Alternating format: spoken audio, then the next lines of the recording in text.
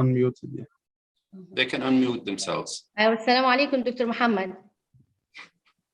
Dr. Mohammed Ligrew. He's already unmuted, but maybe he can't hear us.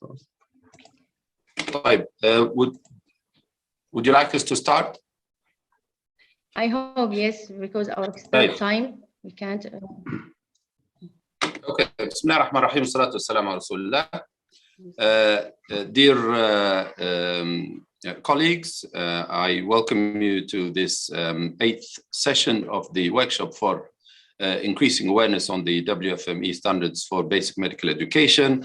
My name is Anas Zarmo. I'm the head of the Directorate for Training and Education on the General Healthcare Council in Libya, based in Tripoli.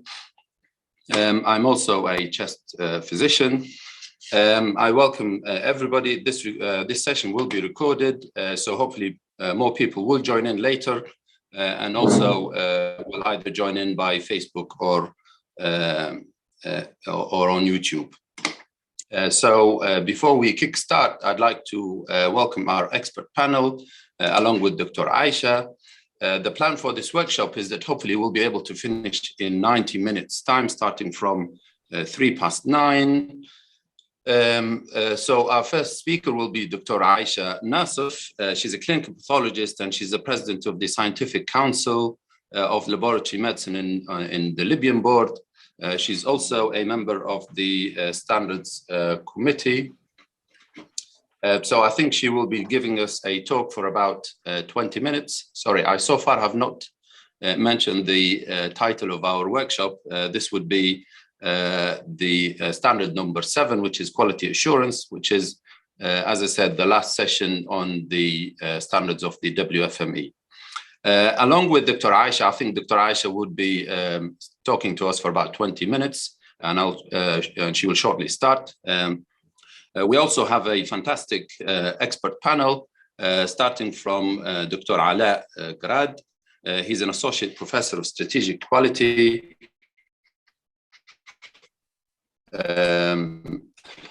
Sorry, let me try and say this right. He's an associate professor of strategic quality management at the University of Portsmouth in the UK. He's also an ISO technical, he also works in the ISO technical committee.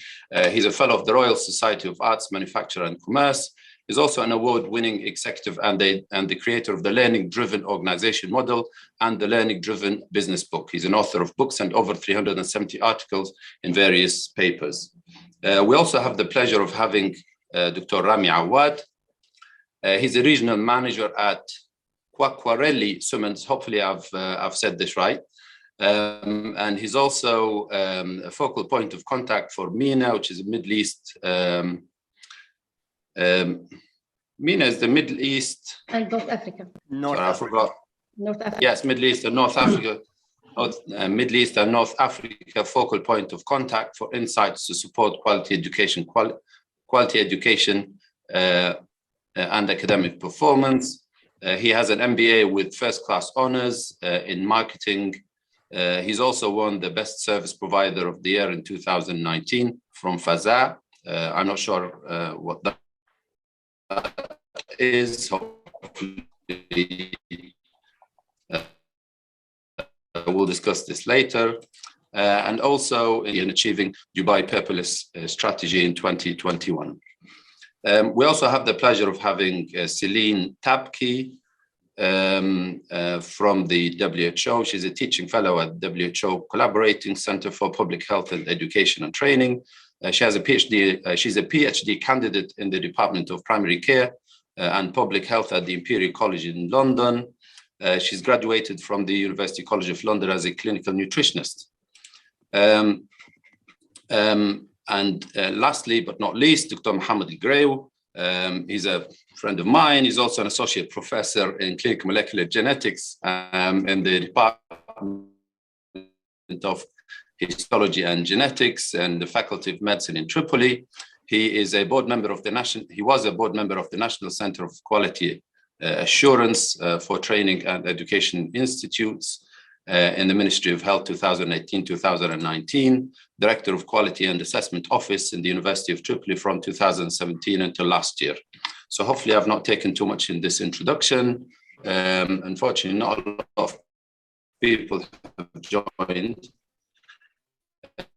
As I said, we will start with Dr. Aisha.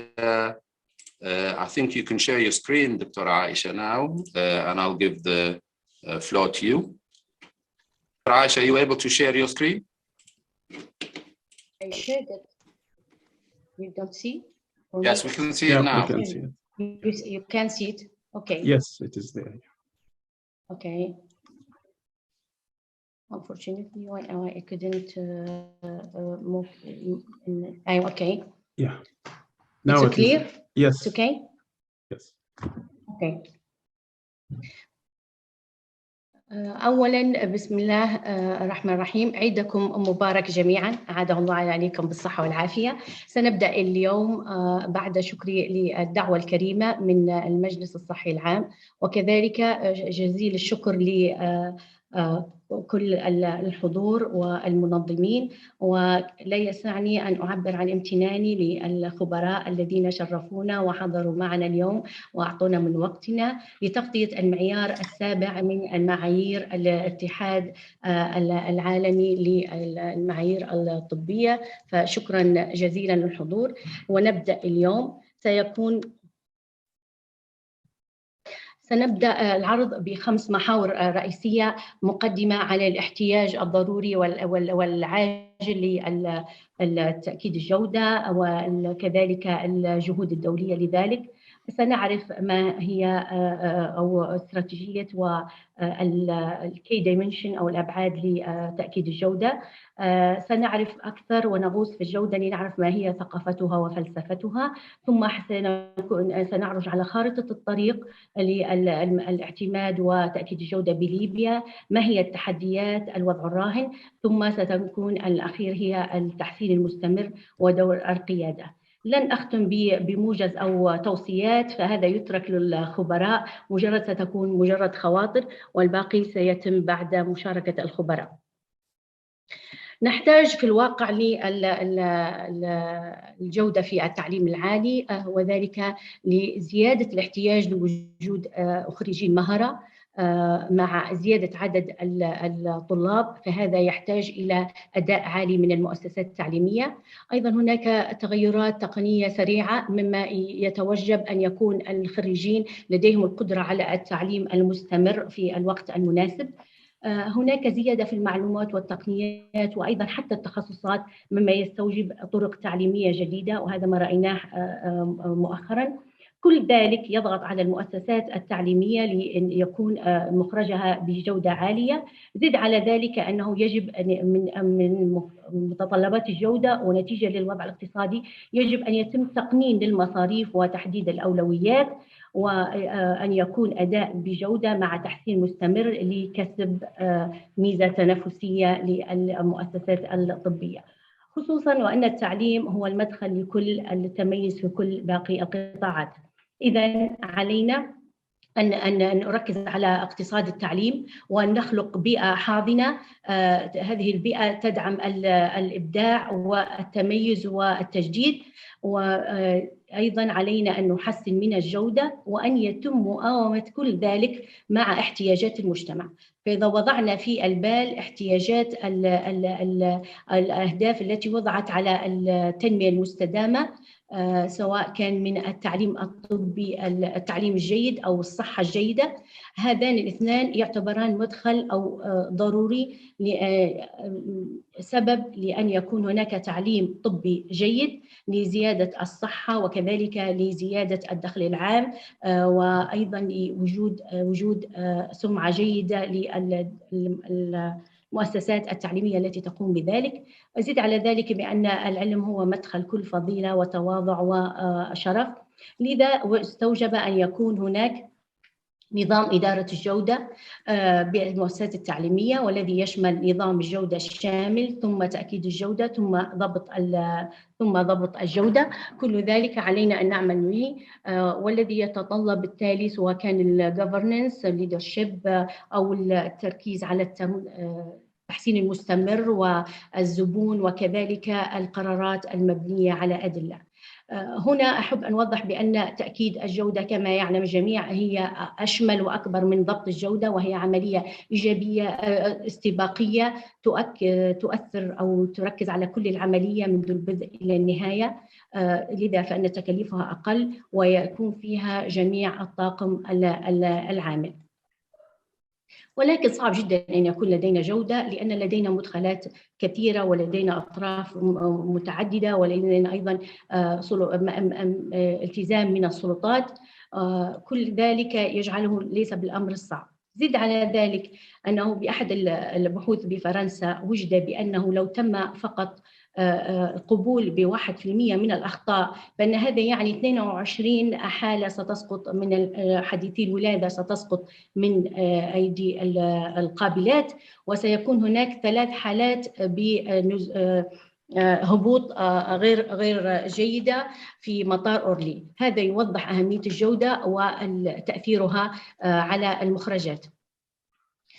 لذا كانت هناك جهود دولية، واحدة منهم هي الانترناشونال اسوسيشن اوف ميديكال ريجولاتوري اوثوريتيز، والتي تعمل لتحفز الأعضاء أن يصلوا إلى معايير عالية عن طريق استخدام معايير واضحة كما بالاتحاد الدولي WFME، وأيضا القيام بالاعتماد.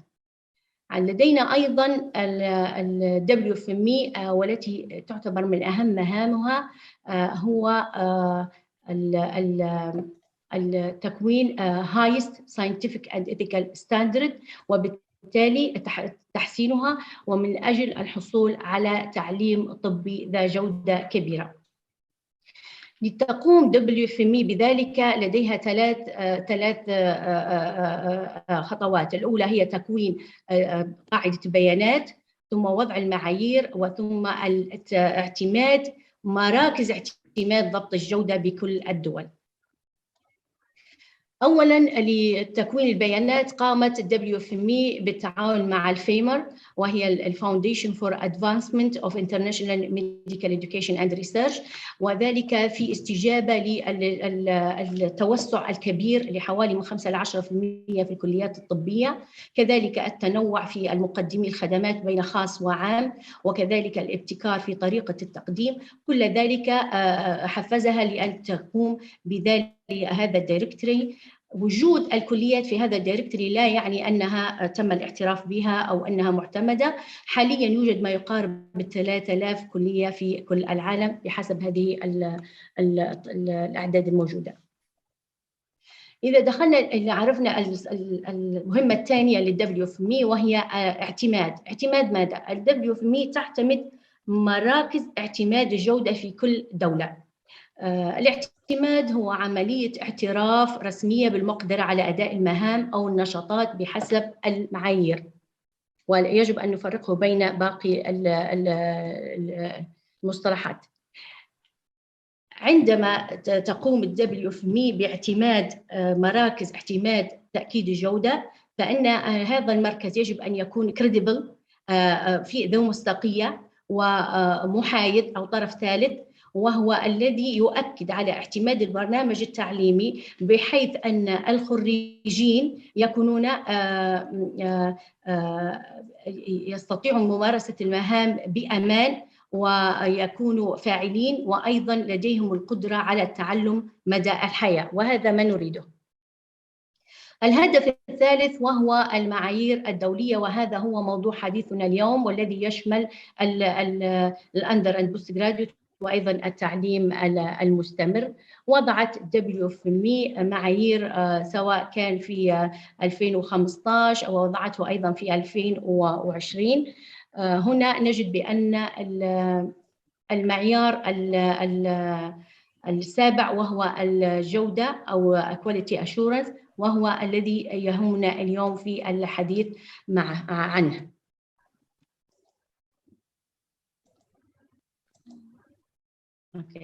sorry.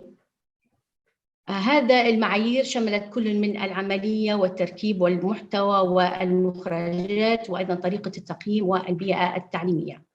في تأكيد الجودة أكدت WFME على بعض التوجيهات وأيضا على بعض الأسئلة التي تعتبر مفاتيح. التوجيهات كانت في وجود نظام إدارة الجودة، كيف يتم تصميمه وما دوره، أيضا في كيفية عملية أخذ القرار وإدارة التغيير، أيضا وجود وثائق وتوثيق لكل العمليات، أيضا استوجبت وجود تقسيم واضح للرسبوس، تحديد للمسؤوليات لكل المسؤولين عن الجودة من الإداريين والأعضاء وغيره. وأخيرا أيضا طلبت أن يكون هنا استخدام الأنشطة من أجل التحسين المستمر.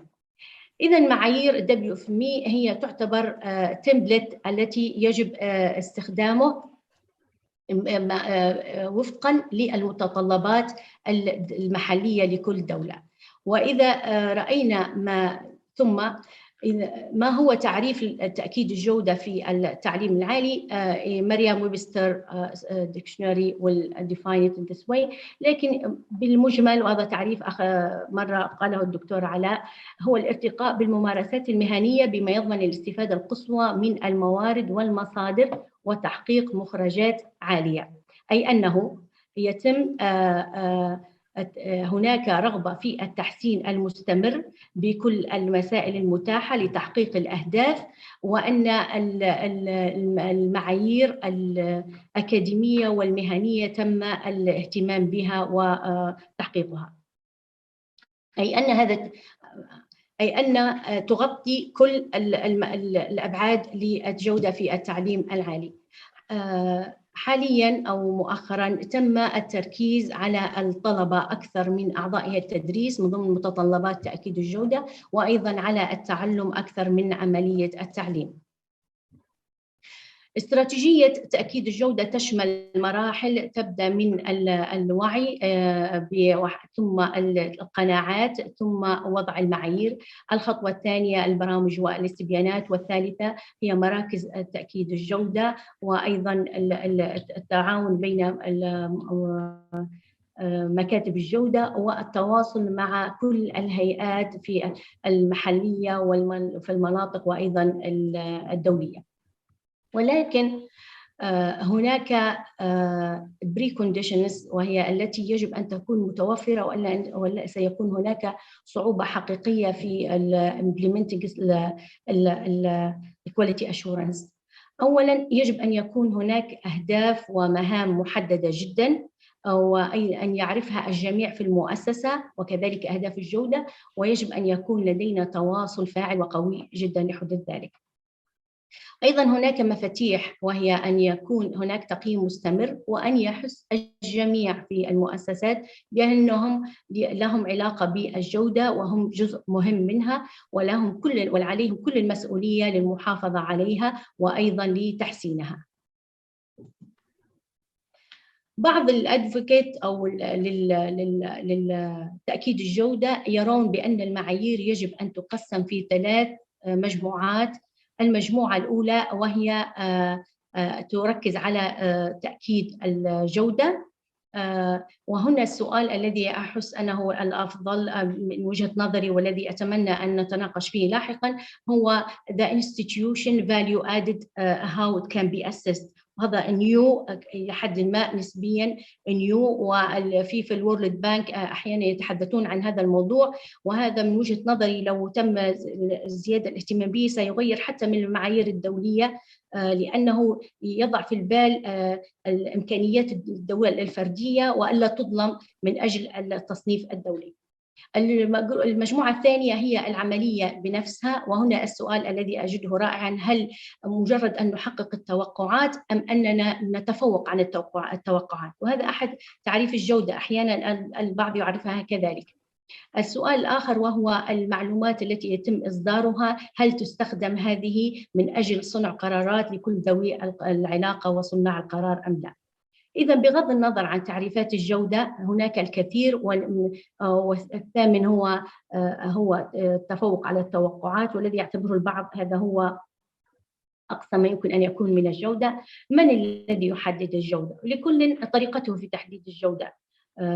أيضا كمثال الذي ينفق الكثير ولكن يقدم خدمات جيدة هو لن يشعر بأن ذلك جيد، هو يحتاج أن يقنن مصروفاته لأن تكون الأقل مع أكثر فائدة وهكذا. هنا سنحاول أن نغوص في الجودة أكثر لنفهم فلسفة الجودة وثقافة الجودة، أي أن الجودة ليست معايير فقط.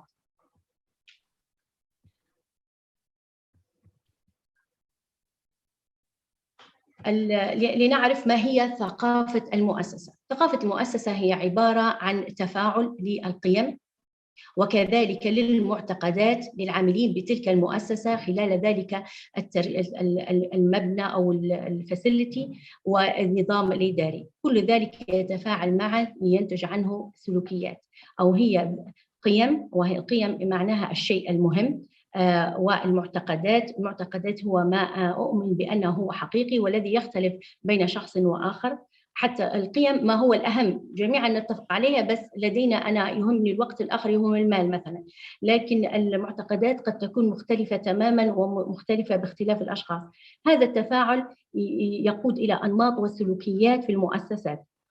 إذا تحدثنا عن ثقافة الجودة هي تفاعل القيم والمعتقدات والأنماط السلوكية التي تركز على أن يكون الزبون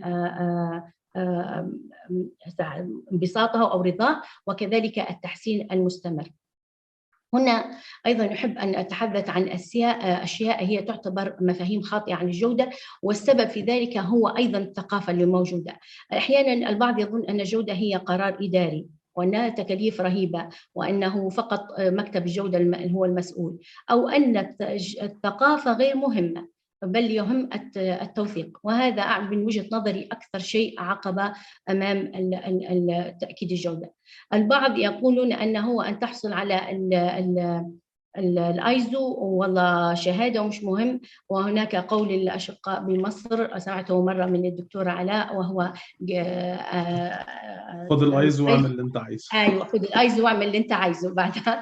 طبعا هذا شيء غير مقبول لسببين. السبب الاول ان يجب ان يكون هناك انتجريتي ونزاهه في الموضوع تتعامل بها وحفظ الأمانة. الشيء الآخر أن حتى الاعتماد يعتمد هل هو 2 أو 3 أو 4 أو 5، والذي يجب أن يجدد. لكن نتيجة للثقافة الموجودة لو إحنا عندنا مكان خذاه بس مرة الجودة وما عادش حسن نقولوا هذا واخذ الأيزو، هذه أيضا من الثقافة. الثقافة تتأثر بالاندستري أو التخصص بالبيئة تاع العمل في الدولة في كل دولة، وأيضا بالثقافة المحلية. إذن ثقافة المؤسسات وثقافة الدولة هي نمبر 1 برايورتي. لنغير ثقافة المؤسسات يجب الفهم ثم أن نحدد الرؤية عن طريق جاب أناليسيز والأكشن والإيفالويشن، ثم نبدأ في creating and sustaining a quality culture، وهي تبدأ بأن نعرف we need change and we have to diagnose the existing culture الديفوت بتاعها والمشاكل بتاعها. Then we have to determine our desired culture modeling and then conduction of training and reinforcing and re-evaluation. أيضا في فلسفة الجودة عندنا 3 دقائق دكتورة. للأسف أنا مازال عندي. أنا مازال والله ما فيش خشوا، أنا خديت راحتي لأن لقيت مازالوا ما دخلوا. حنحاول بسرعة نكون. أيضا فلسفة الجودة أن نفهم كل شيء ونحدده من مدخلات، من السياق، التحديات، ما الذي يريده الطلبة. أيضا في العملية أن تكون بلان دو تشيك أكت. أيضا في المخرجات لو قررنا في عضو هيئة التدريس هل هو رضا الطلبة أم منشوراته أم ما يحصل عليه من الجامعة أم هل هي مساهماته. أيضا بالنسبة للطلبة إذا عرفنا أن هناك 11 عامل قد تختلف من طالب إلى آخر، وهذا يقودنا إلى ما يسمى الإيفيدنت الدايركت والله الإندايركت كواليتي أشورنس. لو خذينا الجزء الثالث وهو خارطة الطريق، فإن تم للأسف ليبيا تعتبر من البايونيرز اللي بدأت من 2004 بصدور قرار بخصوص تأكيد الجودة. لحقه المركز الوطني لضمان الجودة تأسيس 2006، ثم مرحلة الإطلاق، وكانت 2010 سنة الجودة بالجامعات الليبية، ثم الريفورم والذي صدر فيه دليل الجودة، وأيضا بعض التقارير عن التأسيس عن تقصي حالة الجودة والمشاكل التي تواجهها، وأيضا صدرت فيه الخطة الاستراتيجية للجودة. حاليا تأكيد الجودة الكومبوننت بتاعها في ليبيا يغطي كل الاحتياجات، لكن لدينا الكثير من التحديات على مستوى الإدارة والله الخدمات الداعمة والله العملية التعليمية بمكوناتها. ولكن من وجهة نظري فإن أكثر شيء ممكن يقف عائق هو أن المركز الوطني لضمان الجودة يتبع وزارة التعليم وأيضا الكليات الطبية. إذن وزارة التعليم تعتمد نفسها، أو هذا لا يمكن، يجب أن تكون مستقلة وأن تكون ثيرد بارتي وليس لها علاقة. أيضا لدينا كما سبق في الفاليوز التي أحيانا لدينا من السلوكيات التي هي في الواقع ضد تأكيد الجودة وليست مساعدة لها. أضف على ذلك في بحث 2011 أحد الباحثين وجد أنه يجب ليكون هناك جودة أن يكون هناك نظام إدارة الجودة، وهذا يقودنا إلى الأيزو 21001، وهذا الدكتور علاء خبير فيه، الذي يساعد على تناسق الأهداف الدولية والمحلية وأيضا الإقليمية، وأيضا مقاومة الأنشطة مع السياسات. 2001 يضم 9001 بالإضافة إلى العديد من الخاصة بالتعليم، منها النزاهة والأخلاقيات والسوشيال ريسبونسبيلتي. الوضع الحالي في ليبيا للأسف أن المركز اعتماد الجودة هو ليس معترف به حاليا في WFME، وليس أيضا في with application in progress. لكن أمس في تواصلي مع الدكتور عبد الله عبد الجليل وهو رئيس المركز طمني بأنهم بدأوا في الإجراءات على مستوى المركز للحصول على الاعتماد. أيضا لدينا الحمد لله مكاتب لضمان الجودة لديها مهام واضحة ولديها أبعاد. لدينا أيضا خبر جيد، لدينا المعايير المحلية سنة 2020، وأيضا لدينا معايير تصنيف الجامعات. هناك سواء كان على معايير الاعتماد المؤسسي أو البرامجي، هناك 16 مؤشر للمؤسسي و18 للبرامجي. وجميل أيضا أن هي مواكبة، حيث يجب تكييف بيان الرسالة وتغييرها بحسب البرامج بحسب التطورات، وكذلك أعضاء التدريس بحسب الاحتياجات. إذن نجد بأن المعايير الليبية تتماشى مع الكونتينوس رينيوال أو تحسين مستمر المتطلبات من أن يكون فيه استجابة وأن يتم تحديد المهام وغيره. ولكن هنا المؤشرات يجب أن تكون توضح الاحتياجات والتوقعات والأداء وتستخدم للتغيير ومعرفة المشاكل، ويجب أن تكون ماتريكس كالآتي: engaged, time, directionable، والأهم أنها لازم أن تتغير عندما تتغير البيئة أو الاستراتيجية. آخر محور وهو التحسين المستمر، ويعرفه تبع تقنية تم الوقت قبل دقيقة، كم تحتاجين؟ خلاص كملت.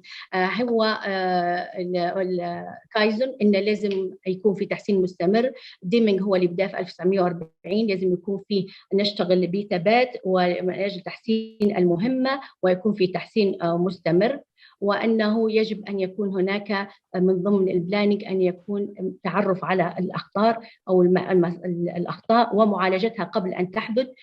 وهذا يقودنا إلى ما يسمى بالبرنسبل كوز أناليسيس، وهو يركز على كيف ولماذا ولا يركز على من، وهذه هي جوهر عملية الجودة no blaming culture.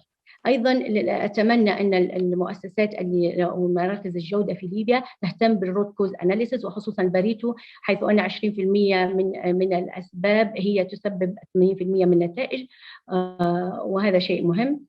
للقيادة دور مهم، أن تكون متفتحة ملتزمة، تستغل الفرص عن طريق كواليتي أسسمنت، وتقوم بالتغيير في الوقت المناسب بفريقها ومن ضمن التول.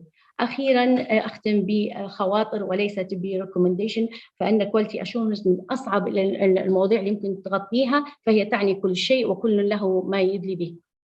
الجودة هي أسلوب حياة so way of life لأهمية التفاصيل الصغيرة. هذا قول أحدهم: لا أعد أؤمن بأن هناك تفاصيل صغيرة هي تتحقق بعمل الجميع everywhere and every day. وأنا شخصياً أؤمن بكايزن للدول العالم الثالث. In my opinion, in a credible education, it should be relevant, appropriate, provided by the right staff to the right student, by the right way at the right time, every time. هناك أحد البحاث قال بأنه عند الإعداد institutional self-review using WFME standard يجب أن نستخدم ما يسمى يقترح أن نستخدم ما يسمى critical friends، وهم يكونوا بجانب لكن يكون عندهم ديما دور في support sustained curriculum reform. I like this idea so much. نحتاج إلى الوعي وفريق العمل كفريق وإدارة جودة ودعم أخلاقي وعلمي، وأيضاً إلى وجود ثقافة المؤسسات التي تدعم التحسين المستمر وتبحث عن مصدر الخطأ ولا تعالج فقط الأعراض. وأنا أحفز بجدية على الالتزام بالدايمينج برنسبل 14، وفي 2 links إن شاء الله هنحطهم على الجروب. They are great about it. Lastly أنا أتمنى في وجود الخبراء اللي موجودين معنا لو كان أمكن أن نديروا quality assurance model for education of health institute في third world، خصوصاً لو استعملنا بالدرج excellence framework أو خصوصاً الكبي الأخيرة، فهذا سيكون رائع. كل الشكر والتقدير لكل الحضور الذين للأسف حتى الآن لم يلتحقوا العدد المطلوب، ممكن لأن استأنفنا بعد رمضان وكان هناك توقف. أيضاً كل الشكر والتقدير للخبراء الذين شرفونا بالحضور: دكتور علاء جراد، دكتور رامي عواد، سيلين طباخي، محمد نجري، وشكرا جزيلا للجميع وبارك الله فيكم. دكتور عائشة شكرا. It's just amazing how much you have covered within this very short period. It's been 25 minutes. You said you were going to take 20 minutes, but it's just amazing how much you've covered. It's very difficult to go into in depth as to how much you have covered. بس ما شاء الله بارك الله فيك. I know it's been a very hurried session. I would like to draw your attention is that we would like to try and focus on the standard itself. I think Dr. Aisha has just covered almost everything in quality. So our next session would be the expert panel. We will start with Dr. Ala. I think Dr. Ala has asked that he would take about 20 minutes. Dr. Ala, Dr. Aisha is taking 5 minutes away from you. I think you're going to talk about essentials of quality assurance and continuous essentials of quality assurance and continuous something organization. Can you see the presentation here? I shared the Yes, slides. the floor is yours, Dr. Ala. Thank you. Thank you, Dr. Anas. Thanks, Dr. Aisha, and all esteemed guests and speakers. My name is Ala Garad. I'll talk about the essentials of quality assurance, and mainly I will talk about the links between quality and learning based on a model called the learning-driven organization. I work closely with ISO organization and with British Standard Institution, BSI. So I'm the deputy chair of the Human Capital Committee. So far, we developed about 33 standards related to human capital. And my recent book titled The Learning-Driven Business. These are the topics that I'm going to cover. And of course, having 20 minutes isn't much to cover everything, but I will focus on the links between learning and quality. And the point here, I want to say that there is no quality without learning. And if we learn well, we will be able to implement quality successfully. So this is the summary of my topic. And if I ask you that there is one thing that we all have in common here, would you like to think of this? What is this one thing that we all have in common? All of us here, I think we reached the magic number of 12 now. So what is this one thing that we share? We all share in common. Perhaps interest and passion? Yes, it is. but something was more action oriented, because we can be passionate about something, but we don't take action. So we all here, we all aim for improvement. We want to take action and we want to improve, regardless of our job title or seniority or what are we doing. We all aim for improvement. Otherwise, there was no point, coming to the session and listen or talk or participate unless we really are keen to improve something. I won't talk much about quality because Dr. Aisha covered really a great deal of the WFME standard, and I am a big fan of WFME, and I was in touch with Professor David Gordon 4 years ago, the president of WFME, and I think what Libya is doing now is great to tie up with such respectful and really integrated organizations. So well done. If you look into these seven principles, of course, in literature, sometimes you find them 5, sometimes you find them 8, but more or less, these are the principles where we have a consensus in terms of quality management, focus on customer leadership, engagement of people, process approach. And of course, our talk today is about number 5, mainly is the continuous improvement. Then new people in medical and healthcare, talking about evidence-based approach. And this means a lot in the medical world, and of course, relationship management. I want to give you a snapshot from the UK, and these are published data, is not confidential or anything. You can see the number of death due to medication errors, and I'm saying medications errors, not medical errors. So only medication was giving the prescription or doing a wrong diagnosis, or etc., or the dose or administering the medicine. So there are 273 million medication error in England alone. I'm not talking about the UK, we're talking about only England. So there is 273 million annually of medical errors, and this lead to 22,000 death cases. Look into the education, and you talking today about 2 fields, actually, the medical education. So we talk about the healthcare, and we talk about the education care, or the health of the education system. And year on year, the students in the UK are falling behind due to poor teaching. And the situation is in the K-12 schools and also at the universities. So there are not good news, and the beauty here in the UK that there is a transparency, and such information, finds their way to newspapers and the media, and then there are decisions to be taken and policies to be devised based on these, statistics and these figures. And we're talking about a country from the developed world, and a country that has measures, and they measure the data and the performance. I hope we also in the Arab world or the MENA region, we are able to start measuring and be really courageous enough to face it and challenge ourselves and move from the status quo. Again, Dr. Aisha made my job easier talking about Dr. Deming, and Deming is considered the godfather of the total quality management. And his 14 principles are like really the main, actually, the benchmark for, or the base for any quality standards. And this specific quote was the base for my doctoral thesis in 2006 till 2011 about the links between learning and quality. So Deming talked about the importance of learning, and learning is a choice. Nobody will put a gun in your head and say, go, you have to learn. We can choose to learn or not to learn. But also it's a matter of survival, because we can choose to save our life and to survive, or to take our life. So again, it is a matter of survival.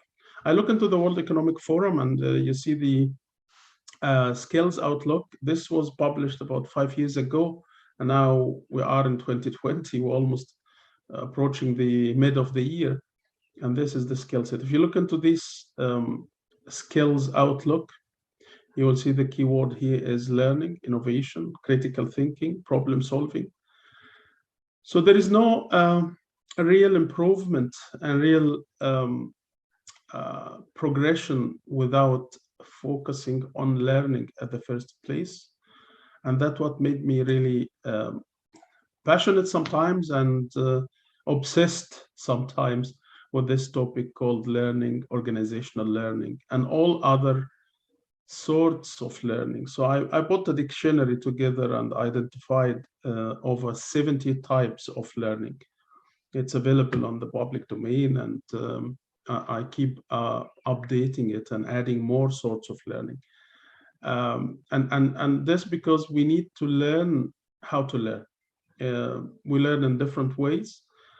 Quality professionals should lead the way to learning, because the assumption here, they are more enlightened. They know the importance of implementing quality. And quality and learning are the two sides of the same coin.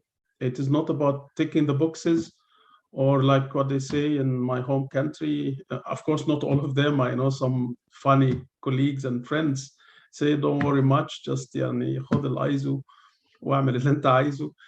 This is not the quality we want. It's not just to take the standard or the rubber band or the badge, the badge.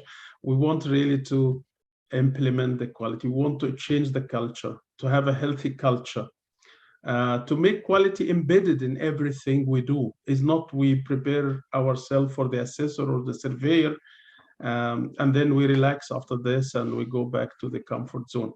So I started the journey with learning in 2001 and started in 2006 working with Peter Singh, the author of The Fifth Discipline and the Society of Organizational Learning, to make some sort of a movement in the Middle East. I started in Dubai when I was living there, and I had also some work in Egypt. And in 2008, actually, by the way, I've been to Libya and participated in the Libyan Quality Society in a conference and tried to, spread the word about the importance of learning. I used to have a conference called Organizational Learning MENA Region Conference.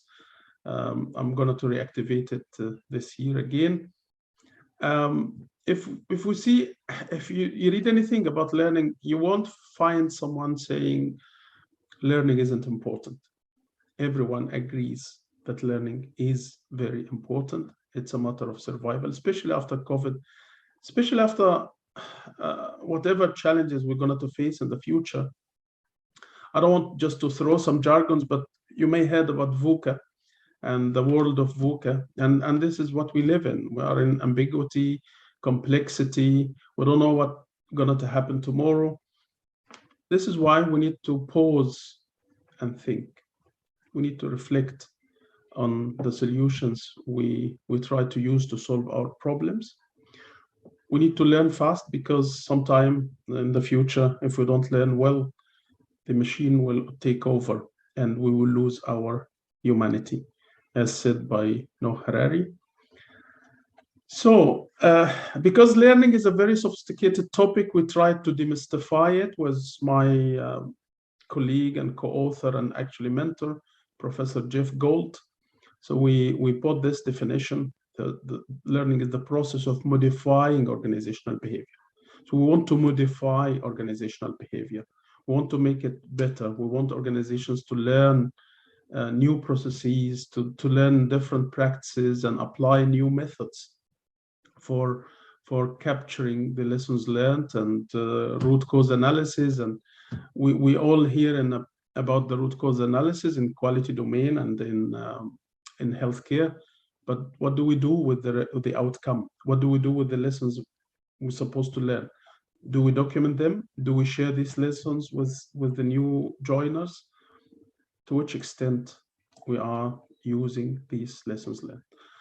So based on a long journey of research and empirical evidence of over 3,000 artifacts and over 800 of interviews and observations, Jeff and I put together a model. We called it the learning-driven organization model. It was published in a conference at Liverpool University, 2018, and and then it's published in a journal as well. And recently we wrote a book about the specific applications of these practices. Let's have a look on the, let's say, the learning-driven hospital, the learning-driven ministry, the learning-driven school. What do they expect it to do? The very first base here in the house of learning, or this building, is the culture. And name it, you want to call it organizational learning culture or organizational excellence culture. I just would put here a slash, so learning / excellence, because as I said, learning and quality are two sides of the same coin. So we can't start thinking about the how part and the tools and which standard to adopt. Is it ISO or WFME or JCI? We need first to think about the culture. And the good news, this is very easy to learn or to implement, i.e., we can do a culture audit using one of the available surveys or tools, and many of these tools are available in the public domain. You don't need to buy anything, you just need the commitment from the senior management to start measuring the culture and understand what are the strengths, what are the areas for improvement in our culture system. Once we know what kind of culture we have, and by the way, there was a piece of research done by Deloitte. They found that only 18% of the 600 companies they surveyed, only 18% they believe they have the right culture, 18%. And in other piece of work, 12% of companies, they thought that the culture is healthy, only 12%. So culture is very important, and there are tools. We shouldn't just keep talking about culture without using tools to measure the culture and bridge the gaps. Then we come to the how part, which is not the difficult part. Actually, how part is the easiest part, where we look into the mechanisms. We use tools and techniques to improve the status of learning / quality. So we have tools for leadership and strategic, on the strategic learning level. We have tools for individuals to learn and improve their capacity, absorptive capacity to learn. And there are tools such as Belbin to assess the team capabilities and the team roles. And there are many tools that can be used. I will have a quick showcase of these tools. And then there are tools for the organization-wide learning. So these are kind of levels or different levels of learning in any organization. And recently we have the machine learning. And at the top of this, we have the organizational learning outcomes. We need to understand what are the outcomes. And as Peter Drucker said, what you cannot measure, you cannot improve. And you cannot manage. So we need to measure the outcome of this investment, of these actions and learn. These all building blocks are cemented together. They are linked together. So we need to work on all of them together, and they will impact each other. Who are the stakeholders of the learning journey? We have the shareholders if it's a for-profit organization. If not, then we have the board of trustees or board of directors or advisory board. We have the customers, our partners, our SMT or senior management, employees, research community, regulatory bodies, and society at large. So we need to engage all stakeholders. Whenever we think of applying some tool, we shouldn't just think inside the box, inside the organization boundaries. We need to look after all our stakeholders. And believe me, these stakeholders will help you. And whenever you ask something from the community or ask something from your partners, you will be surprised how many people out there are willing to help you. All what you need is just to ask. Ask for it, you may get it. Dr. Yes. Ala, 3-minute reminder, please. Okay. Okay, fine. Levels of learning, we have 3 levels, as I mentioned, individual, team, organization-wide. And if we look into individuals within organizations, these are type of individuals. People are connectors, they learn well and they share learning. Some people are incubators, They learn, but they do not share their learning. Some are insulators. They do not learn, and they don't want to learn, and they don't want others to learn. So we need to identify this and understand why people do what they do. In a snapshot, these are the different mechanisms about individual learning using reflection, coaching, mentoring, informal learning, job rotation, etc. This is one of my students and friends called Karim. He runs this academy in Kuala Lumpur. Karim was terminated from his job, and all what he did is to productize his individual knowledge, being a manager for recruitment of cabin crews.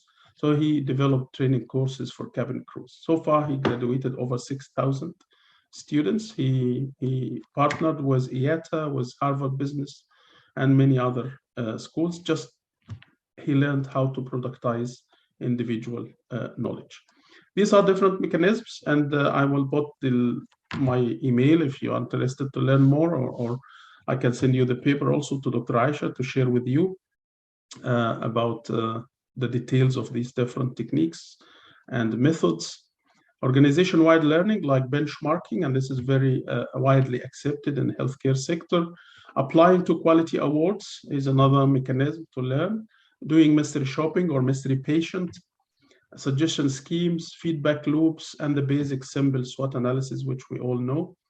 I just want to remind you that there are 4 in 5 employees in any organization have ideas for improving the business. All what we need is to listen to these people and take them seriously and recognize them when they suggest something good. No excellence without learning. And the book also, if you'd like to have some read, you are most welcome. And here is my email address. I'm available on LinkedIn, Facebook, all the social media. And it's a pleasure meeting you, and thank you very much. Thank you so much, Dr. Ala. This is a fantastic view on organizational learning. Great. I think we will hurry to welcome our next speaker, Dr. Rami Awad. He's going to talk to us briefly on insights to support educational institutes to improve quality and teaching reputation and academic performance. Dr. Rami, the floor is yours. Bismillah ar-Rahman ar-Rahim. Thank you so much. Can you see my screen? Yes. Excellent. So, inshallah, as a representative of QS, Quacquarelli Simmons, let me first start quickly with a small intro about the QS itself. QS is a one-stop shop organization that has all kind of information related to higher education institutes. It's founded in 1990. It's headquartered in UK, and we have offices everywhere. From a QS perspective, I believe that many of our colleagues would know us from the rankings, and this is I would like to elaborate more a little bit. World University ranking, Arab region ranking, and subject ranking, and this is one of the most important things in my presentation today. Nonetheless, I would like to highlight again that we have insights from different stakeholders around the world. And I would like to, again, drill down by saying that the rankings and accreditation is quite two sides to the same coin. It is literally, kind of like showcasing the quality, showcasing the position of the higher education institutes to different kind of stakeholders, whether they are the students, candidates, the university employees, other universities, government, funding agencies, and so on. Now, if we look to the right side, the rankings are mainly a comparison between the universities, between the higher education institutes, quite different from the accreditations, which is kind of like a standard check. And why am I saying rankings in our terminology are really important? Because unlike the accreditation, different parts, different regions have different methodologies to it and different, I would say, calculations. So in drilling down to this, if we manage to have every university and every medical school, medical college to have that right ranking position. It automatically should help them having a better economy and automatically help the country to have a better economy. And that definitely lead to other parts of this graph that I'm having here. More international students, more international funds, lots of entrepreneurship, and so on.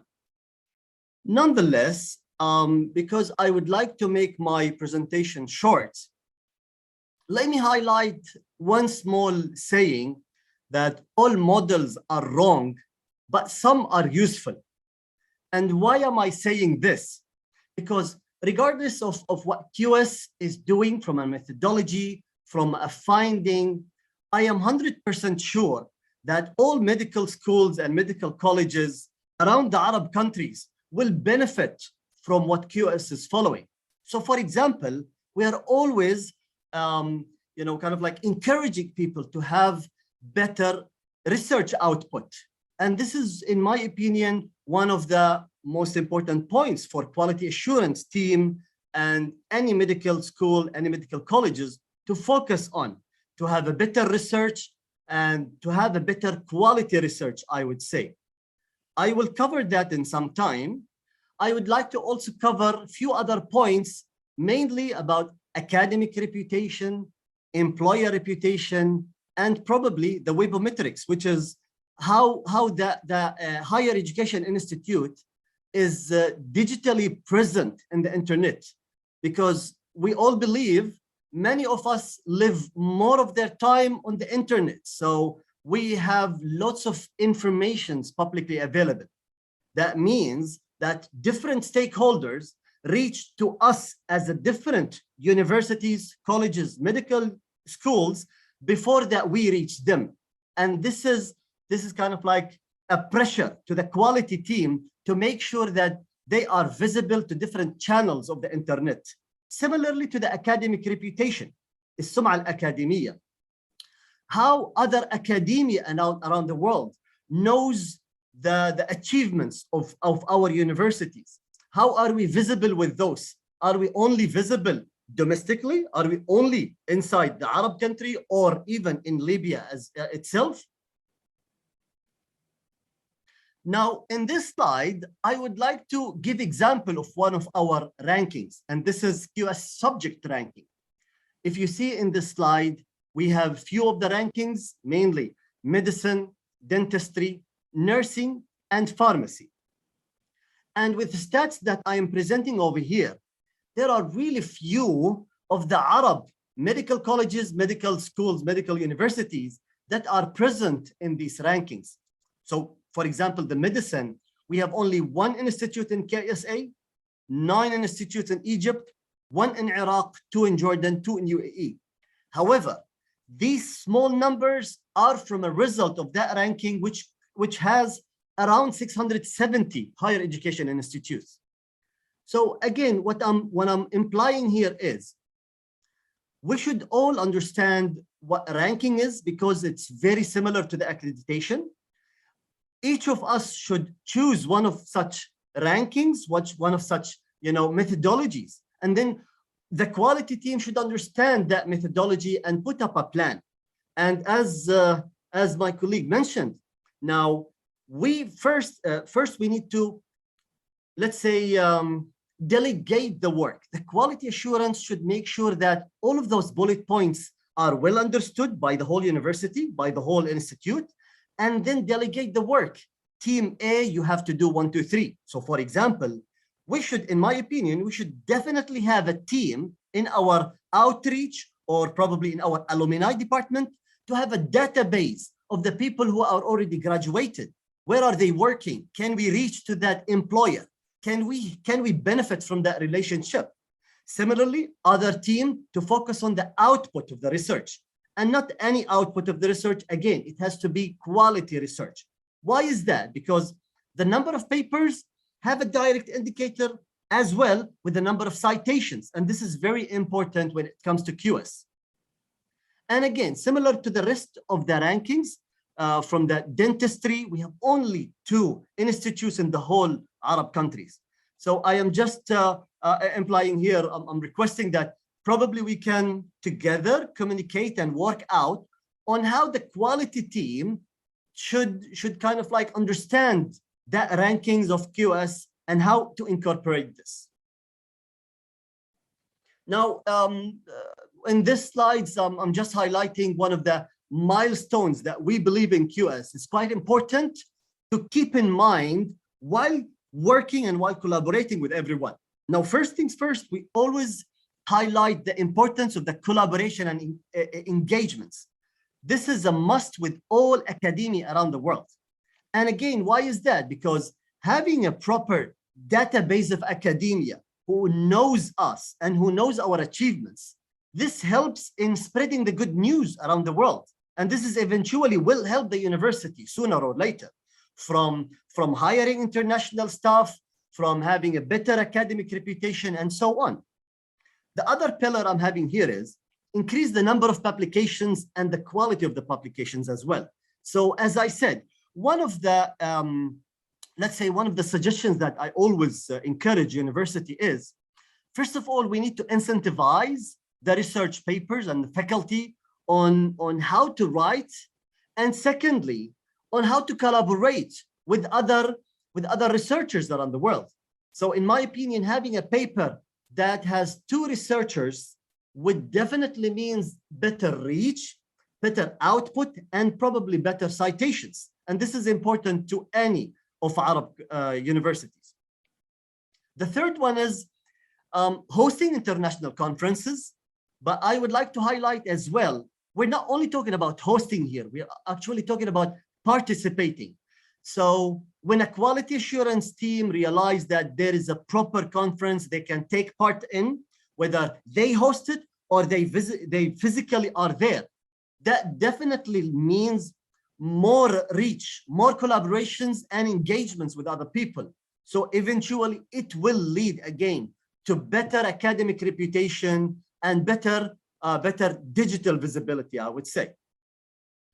Another important part is the digital branding, because this always leads to probably more students recruitment, more visibility from international organizations, and this always help in having a better, let's say, better quality, better impression on the university itself.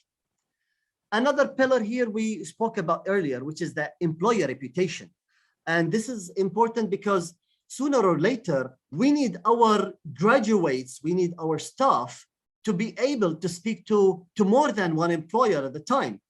We need to have our graduates to have the best possibilities internationally, not only within Libya or within the Arab countries itself. The last point in my presentation is quite similar to the previous ones, and that's always lead to international staff and international students. But with that, we need to have, again, kind of like a better ranking, because this by itself delivers the right message that our quality falls in line with what QS is having. And this by itself is, again, another message to all people around the world, mentioning that, yes, we are an organization that any staff would like to work on. We are an organization where any students would like to study in.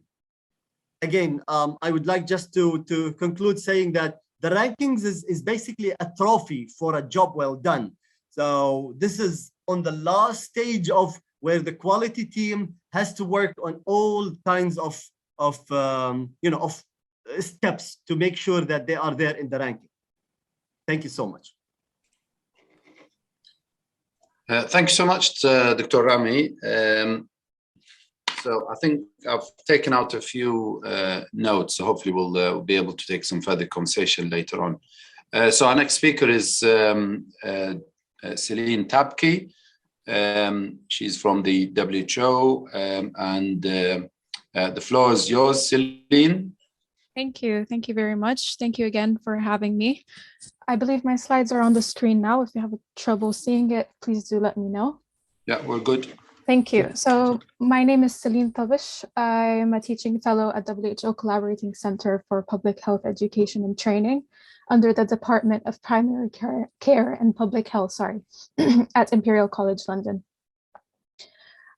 So just a quick one, because I know my colleagues have done very nice presentations on what quality assurance is, but talking about higher education in the UK, it's by the Quality Assurance Agency, so QAA. They define it as the totality of systems, resources, and information devoted to maintaining and improving the quality and standards of teaching, scholarship, and research, and of students' learning experience. So it's always the main kind of target, or the main purpose is the student. That's how we kind of talk about it in our organization, just to say that. So what does it do? We conduct quality assessment reviews, develops reference points and guidance for providers, conducts or commissions research on relevant issues. And I'm really glad that people before me have mentioned that. And it trains staff and students to carry out the reviews. So basically it addresses the educational, administration, and research component of a school's work. So in general, why I mentioned the QAA, because for all UK higher education providers. For medical education, I will go through them as well. They're very specific entities and agencies that go through that as well. But basically, it states the requirements of higher education and what the students' expectations should be from that school or university. And it protects the students' interests, so making sure that there's inclusivity, there's equal access and to opportunities, and ethically, everything is taken into consideration, as most of the people mentioned about the culture and the region that you're in. So the purposes are, I will not repeat what Dr. Aisha has said, but basically being assuring the quality and being accessible, trustworthy, and being fit for purpose. And we'll go into details on what that actually means and how we can actually practically put that into work in a second. So generally, the reviewing process, again, this is a bit of a summary of what everyone has mentioned before me. So the methods of how we do it, we start with self-evaluation. It's submitted in advance by each university or college, and student submissions are included there as well. And I will mention how they're included and in what phase. So that helps us emphasize on the academic management structure, policies, and approaches that have been put by the university. So that's what has been mentioned again before me, is that the university would have, or the school would have, that kind of quality assurance management team or staff or people allocated for each role to go through this kind of quality assurance framework or guidelines. And through the process of doing so, through the process of getting surveys, getting interviews, talking to staff, doing focus groups, looking at data, looking at rates of gradings, that way you will compile evidence, and that evidence goes to that kind of annual revision, you put forward towards that kind of structural evaluation each time. So that evidence obtained from that is not from like an individual program or individual person's performance. It's because for the whole kind of institution or a faculty, or depends again on what you're trying to assess. So for public health, because I'm in the WHO Collaborating Center for Public Health Education under Imperial, there's two entities that we need to look at, which is the General Medical Council, GMC, and the UK Public Health Registrar. The GMC sets an educational standard for UK doctors through undergraduate and postgraduate education and training. I will delve deeper into that in a second. And the UK PHR, it's an independent dedicated to public health professionals, providing professional regulation to public health specialists and public health practitioners from a variety of backgrounds. So over the past few years, they stopped giving the public health specialists only to MDs, and they put a variety of backgrounds, a bigger range, a wider range on who can actually get those core competencies to get those skills and be able to qualify as a public health practitioner. So the GMC regulates medical schools, postgraduate training organizations, local education providers, and medical royal colleges.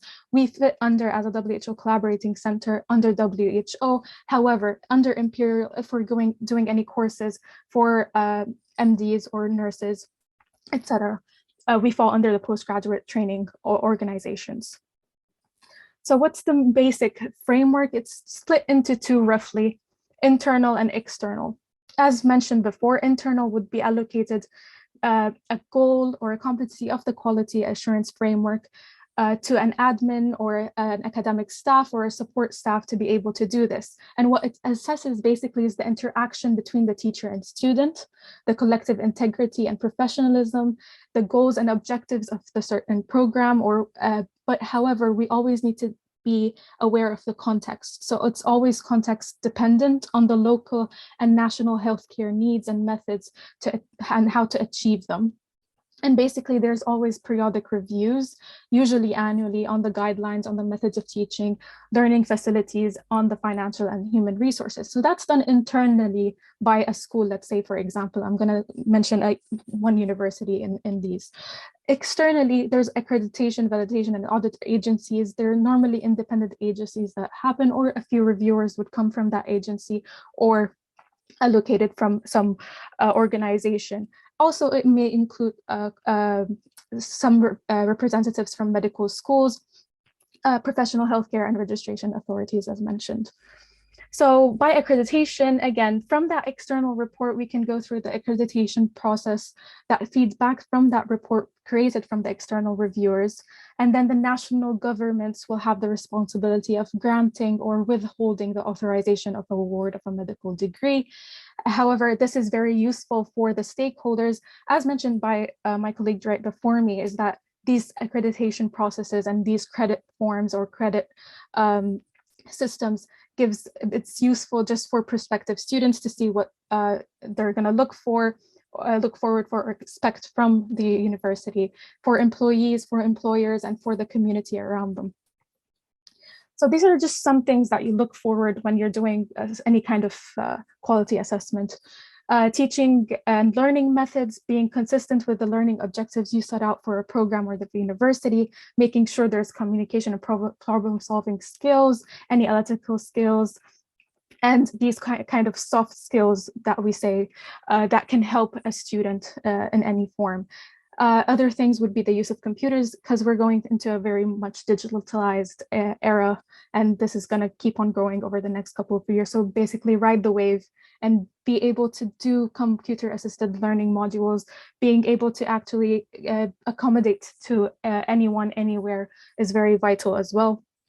However, the next part, which is very essential in quality assurance, is that kind of monitoring, evaluating, and changing the curriculum as much as possible, because we need to be sustainable. So in order for an entity to be sustainable, you need to always do that monitoring and evaluating and reporting. And if that gives us a research output and be able to publish your data that you've done, your surveys, your rates that you generated, that would be amazing along the way to help other faculties as well. So that kind of collaboration between different entities or education organizations would be amazing as well. So what monitoring and evaluating encompasses, as mentioned previously, it's those feedback systems. So, okay, you're sending a feedback form to students and staff. However, how you take care of those issues if something was identified as a gap or something was deficient at some area, how you follow up, how you assure the student that you tackled this subject, what kind of steps that you're going to take towards that, again, is very much essential. And follow-ups with hospitals. If you send an intern over to a hospital, do you follow up with him at the end of the internship program? Do you see what kind of skills they had before and after, how they improved? So that's a thing that we can look at as well. And I think Dr. Aisha did mention that added value or value added scope that we need to look at. Again, ethics can be included as well. If there's behavioral sciences, social sciences, medical ethics into the program. Again, in the age of being politically correct, you need to be aware of what's going on around you in the culture, what the needs are, what the demographic is. That's always something that you need to be up to date with. Continuous renewals, that was mentioned before, I won't repeat it, and exchange with other educational institutes. Again, that can be done through research, through collaborations. If one entity does a course on, let's say, academic leadership and communication, and you need it in there, that kind of collaboration between two universities would be very helpful as well, to spread the word, to have those competencies hit, and etc. So this is the kind of, I just wanted you to actually picture what actually happens in the system, and as going through quality assurance, how it's achieved through these activities. So the evidence that I kept talking about is right here. This feeds into getting approved. However, there's two processes. There's the proactive and reactive, and I think Dr. Aisha did mention these. So the proactive is what you do first. So it's the self-evaluation, those kind of looking out for feedback, that kind of thing. Those are the things that are proactive. Reactive, however, is when you get that negative, let's say, deficiency or lacking or any concerns coming up, how would you react to that? What action points would you put towards that? How would you follow up with that?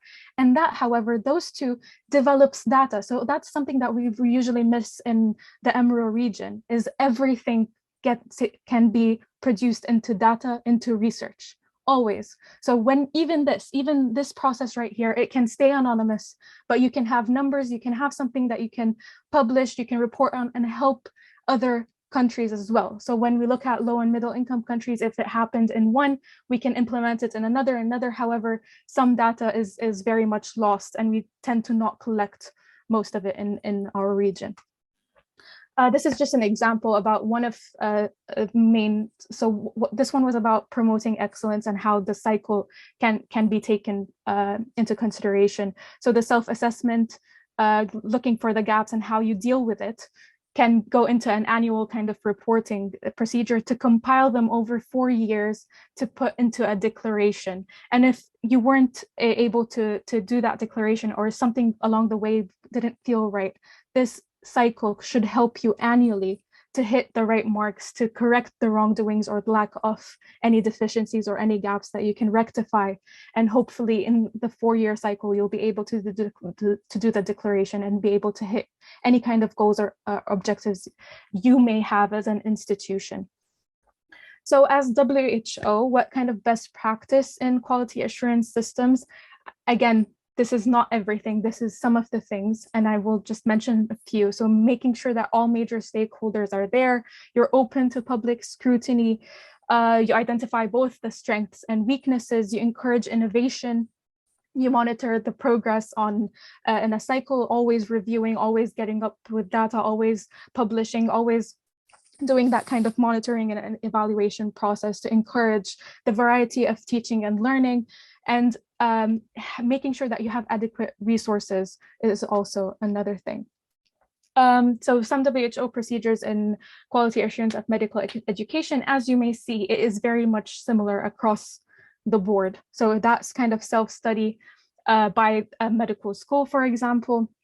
And this is exactly what Dr. Aisha has mentioned before. It's the value added, because I know for a fact that Dr. Aisha does not like the memory-based education that some countries in our region might have. So having that value added to a student, where you monitor the beginning of his journey in a university or in a school and see what kind of skills and soft skills they might have at the end, that kind of process does not only, you can't measure it through assessments on a multiple choice question or a written examination. Those values added, we have created in WHO Collaborating Center last year.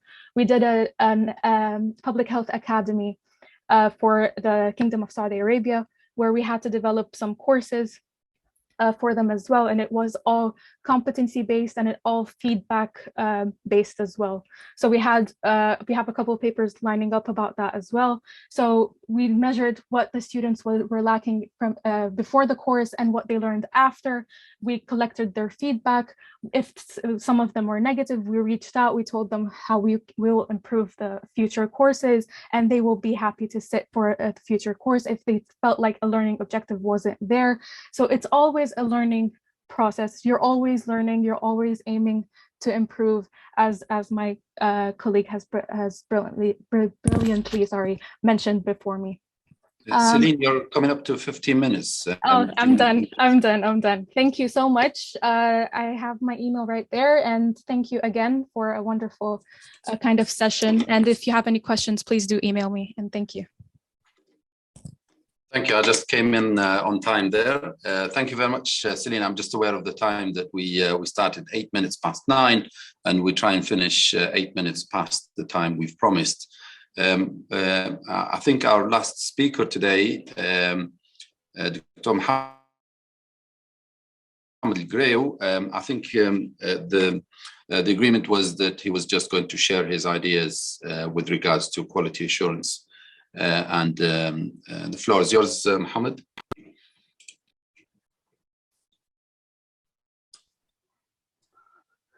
السلام عليكم. عليكم السلام ورحمة الله. السلام ورحمة الله. تحية للجميع، مساء النور جميعا، وشكرا لإتاحة الفرصة على المشاركة. حقيقة يعني أنا my interventions will be just sharing my experience in quality assurance, either in University of Tripoli as Director of Quality and Performance Evaluation Office at University of Tripoli, or in the National Center for Quality Assurance in Libya.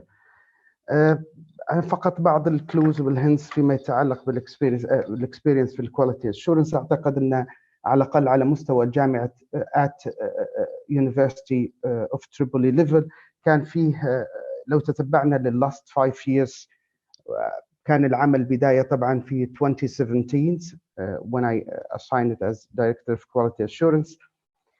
فطبعا كان هناك كثير من challenges, obstacles، وطبعا مشاكل كثيرة يعني فيما يتعلق financial, cultural, legislations. فكانت يعني أكثر ما، وكثير منها ممكن ليس الوقت متاح للحديث عنها، لكن فيما يتعلق بالquality assurance أو improvement of intended learning outcomes وتحقيق الساتسفاكشنز requirement of stakeholders in medical education، خاصة فيما يتعلق في الإشكالية الحقيقية كانت ممكن لخصناها في ذاك الوقت، تتعلق ب understanding and realizing the significance of quality. أيضا الرول of stakeholders بالنسبة quality assurance system، وكانت إشكاليات حتى في internal quality issues in internal quality systems at university levels.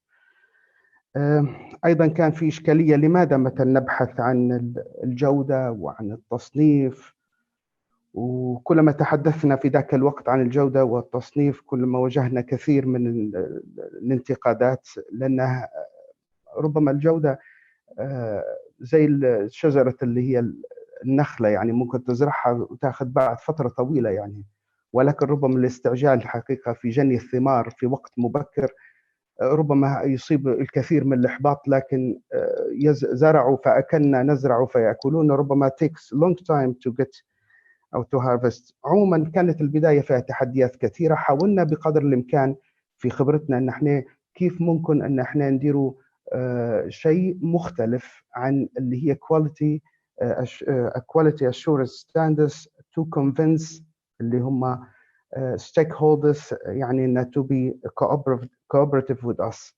وحاولنا نديروا شيء اللي هو تقييم الواقع، اللي هي current situation assessment اللي هي 2017 في ذاك الوقت، ووفقا ل international standards ووفقا اللي هي institutional programming standards اللي هي issued بالمركز الوطني لضمان الجودة. فعملنا تقييم في ذاك الوضع ولقينا أن في إشكاليات كبيرة في الانترنال كواليتي assurance system، في إشكاليات كبيرة في عام financial في الدعم، في spreading of quality assurance ثقافة الجودة.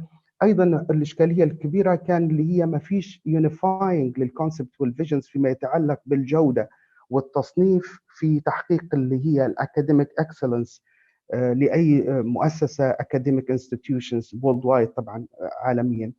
فعملنا خلط ما بين المعايير اللي هي البروجرامينج والانستتيوشنال ستاندردز، وعملنا انترنال رانكينج. بدل ان نتحدث عن الكواليتي اشورنس والستاندردز والجوده والورق فيلينج just keep filling paper without seeing anything، حاولنا نلف لفه هيك بسيطه وعملنا درنا هايبريد ستاندرد، وحاولنا ان نعمل انترنال رانكينج. وضعنا ستاندردز ودرنا جايد لاين وبعثنا لكل الفاكولتيز داخليا جامعه طرابلس. فكانت فيه استجابه للمره الاولى فقط، اللي هو جست احنا ما سالناش على اوراق، فردوا علينا في البدايه بانه موجود عندهم او مش موجود عندهم، بدايه من وجود استراتيجيك مثلا بلان مثلا فيجن ميشنز وغيرها، كورس وبروجرام ديسكريبشنز واشياء زي هذه. ثم بالتالي طورنا المعايير في المره السنه اللي بعدها كانت 2018 طورناها، اللي قلنا بدل انه يجاوب يس اور نو يعطينا ايفيدنس انه عنده الشيء زي هذا. المرحله الثالثه اللي هو درنا فيزيتنج، يعني انه هو سندنج دوكيومنتس، ودرنا فيزيت، شكلنا كوميتي على مستوى اليونيفرسيتي وزرنا الكليات وتاكدنا بان الشيء اللي يبعث هو مكتوب وانه هو شغل جماعي. فكل يعني كانت لمده 3 سنوات، يعني 2017 18 و19 وحتى 20 اشتغلنا على هذا، واصبحت اللي هي فيه احنا كان الفلسفي نفسها ان احنا حاولنا بقدر الامكان ان نفهموا ان الكثير من الستيك هولدرز ان اهميه الجوده في المخرجات، اهميه الجوده هي اداره، ولا اذا كان ما فيش اداره معناها مش حيكون فيه مخرجات كويسه، وبالتالي هذا لا يتاتى مع الفلسفي اوف هاير اديوكيشن، فلسفه التعليم العالي وما نريد منه وكيف يخدم اللي هي different sector at the state للدوله في صفه عامه. كانت في استجابه. الخلاصه اللي ممكن احنا نوصلوا لها اللي هي كانت التحديات اللي واجهناها في البدايه والاستمرار مثلا 10 سنوات في نشر مفهوم ثقافه الجوده، ربما كنا نحتاج الى تغيير الطريقه اللي هي كيف نطبق الجوده اكثر من ان احنا نمشي. يعني 10 سنوات اوكي الجوده جميله، الجوده كويسه، انا فهمت الجوده، how to apply it, how to convince others, how to be، يعني كيف ممكن اللي هي احنا الاشكاليه اللي عندنا لاحظناها ان هي ليس نشر مفهوم ثقافه الجوده، انما هي استنبات الجوده او تطبيق الجوده في حد ذاتها. الكثير يعرف الجوده لكن ما يعرفش كيف يبدا، how to start، يعني كيف نبدا بالضبط. فكانت البدايه بعد ما استوفوا طبعا كل ما انتهى التصنيف كانوا يتواصلوا معنا ويسالوا عن التصنيف القادم، الرانكينج، نيكست رانكينج، وهم لا يدروا حقيقه الكثير ان هي هذه معايير الكواليتي اشورنس ستاندردز اللي مطلوبه فور اكريديتيشنز.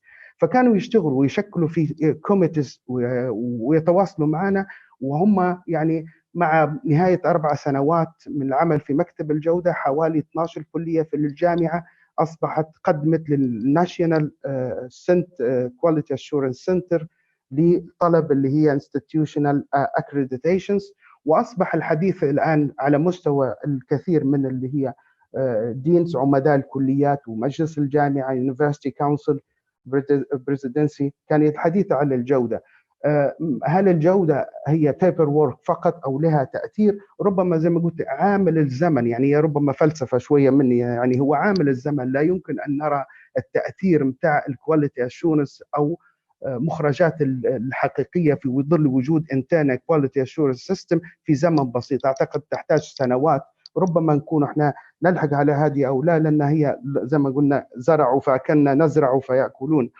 ايضا ربما كانت الاشكاليه الاخرى في كثير من اللي هي educational او academic institutions اللي هي philosophy of higher education، ماذا نريد من التعليم العالي. كثير منا يدخل في التكنيكال ورك او الروتين ورك وما عندهاش اللي هو strategic thinking فيما يتعلق فلسفه التعليم العالي. هل احنا عندنا ربما participations in human civilization، الحضاره الانسانيه، او احنا مشاركات في resolving مثلا الكوميونتي ايشوز والبروبلمز. ايضا عدم تواصل اللي هي السيكتورز نتاع الستيت نفسها، الدوله مثلا الاديوكيشنز الهاي اديوكيشنز مع مثلا الهيلث سيكتور، ما فيش تواصل حقيقي فيما بينها. إذا نحن ربما من تجربة 4 سنوات أعتقد أن في الهورايزن في الأفق أصبح ليس هو اللي هو المطلوب our aspirations، لكن أعتقد أن فيه اللي هي ضوء في الأفق، أن أصبحت اللي هي الجودة فيه نقدر نقول فيه limited مثلا unifying concepts وvisions فيما يتعلق بالquality assurance وأهميتها في اللي هي للأكاديميك institutions. وشكرا، بارك الله فيكم. شكرا دكتور محمد، بارك الله فيك for your insights into your previous experience as a head of the Quality Assurance Office in the University of Tripoli. I think our expert panel time has well exceeded its allocated time. We have had 4 excellent speakers. So I think we probably have about 15 to 20 minutes open for discussion. The way we do this is by using the raise hand sign. So I have taken the first place to raise my hand. So I have a few questions. Hopefully this will not turn into a question and answer session. It should be an interactive discussion more than a Q&A. But for Dr. Ala,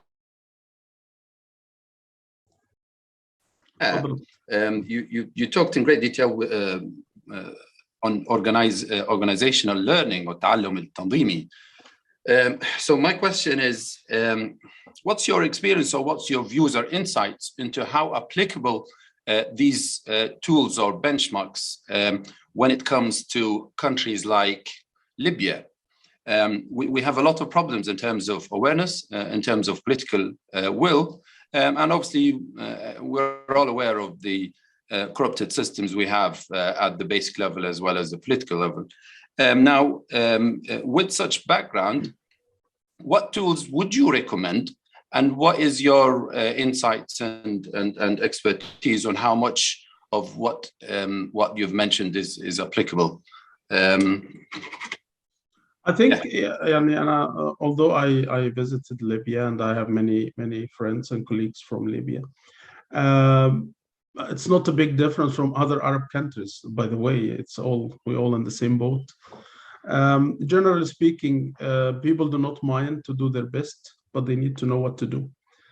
So I think موضوع awareness is very important. When people realize how this can benefit them, and also realize that it is not that complicated, it will not waste their time, it will add value, and using success stories. So whenever I tried to implement the model or these concepts, I used success stories from other companies. And by the way, there is no learning organization and not learning organizations. We all learn, but we learn at different speeds and with different appetite as well. So I think seeing is believing. When organizations, they see evidence that this approach works, then they become more open to adopt it. And we don't, as you know, our recent speaker, Dr. Gray, we talked about يعني long term، انك تزرع النخله وتستنى. الناس مش عايزه يستنى 10 سنين علشان يجني الثمار. فاحنا we try to do both. We do the quick wins, the low hanging fruits, and also the long term. So we show them evidence that this can work in few months and you can get a result, and then we do the long term. So there are different techniques, depends on the context of the organization, not only the political context, but the culture and the context of the organization. Yes, absolutely. I think what the levels, if we can say, if we can classify people into 3 levels, I think I've jotted down 3 levels where we have problems. There's this group of people who are completely unaware of what quality management is and what quality assurance is, and to them, it's not a priority on the table. And if you have this kind of mentality as the head of your organization, then you are in a lot of trouble. Then the second type, or the second class, is these persons who have had a brief idea with not a lot of exposure, and only a superficial understanding of the concepts of quality improvement and quality management. And the behavior of these people is that they would try and reinvent the wheel, and that leads to crises and lots of poor outcomes. And obviously, I think the third class, which is a rarity in our countries, is that these people that try and collaborate with the outside and see what has been done before and trying to apply it in a way that fits the local system. So I think in Libya, we have a variety of these classes, and I think it's very difficult to try and disentangle what works and what doesn't work. And the reality is that we have poor outcomes. I don't know if somebody else would like to join in on any of these thoughts. I've still got some further questions if you like. Dr. Aisha, would you like to join in?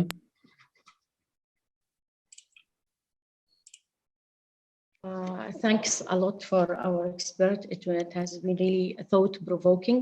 Really it add a lot. عندي بس سؤال للدكتور رامي. إذا كان حد مثلا حب إنه يتعاون مع المؤسسة، شنو هن الخطوات أو مثلا شنو هن البري ريكوايرمنت ممكن تستطيعوا التعاون من أجل تحسين الجودة والمعايير وأيضا الحصول على نشر أكثر للأبحاث؟ بسم الله. حابب أبدأ بعدد من المقومات بنفس الوقت بما يتعلق بالكيو اس والتصنيفات. وعفوا أنا بتكلم بالعربي لأنه سيلين غادرت، فأعتقد الجميع بيتكلم عربي في الوقت الحالي. أوكي. بداية نحن في كيو اس بنجمع البيانات عن الجامعات بثلاث أساليب مهمة. أول واحدة اللي هي جمع البيانات من الجامعة نفسها، فهذه نقطة يعني أساسية، بحيث أنه يجب على الجامعات الليبية الحرص بتسليم هذه البيانات لكيو اس. هذه رقم واحد. أنا عندي انطباع، عندي إحساس بشيء بسيط، أنه ليست كل الجامعات الليبية والمؤسسات الليبية التعليم العالي الليبي تعطي بيانات. فهذه رقم واحد. هذه حلها بسيط، هي أساساً صراحة هي التواصل معي للحرص على وجود هذا الأكاونت في كيو اس هاب لتسليم البيانات. هذا رقم واحد. رقم اثنين تتعلق أساساً بموضوع سكوبس بشكل عام، اللي هي الثيرد بارتي، لأنه نحن بكيو اس نجمع البيانات من سكوبس على سبيل المثال أو من الويبومتريكس. هلا في هاي النقطة الجوهرية، في عدد من الجامعات ما بيكون جميع البابليكيشنز موجودة بسكوبس، وهذا بيأثر عليها سلباً.